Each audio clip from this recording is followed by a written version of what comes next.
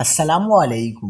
کراچی والے ہوشیار، گھر میں ڈکیتی مزاحمت پر فائرنگ، ایک بائی جاں بحق، 3 زخمی، تشویشناک خبر آ گئی۔ کیا آپ حالات حاضرہ سے آگاہی حاصل کرنا چاہتے ہیں؟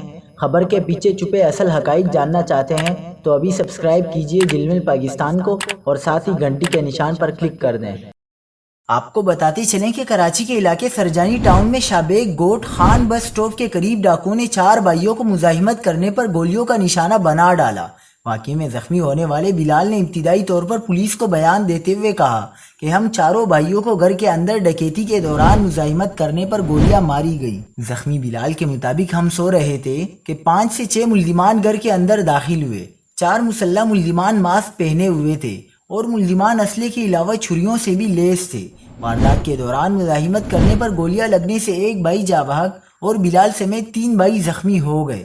پولیس کے مطابق مقتول کی شناخت 25 سالہ دانیال کے نام سے ہوئی ہے۔ متاثرہ بھائیوں کی احسان آباد میں گوشت کی دکان ہے اور ڈاکو گھر سے 3 لاکھ روپے لوٹ کر فرار ہو گئے۔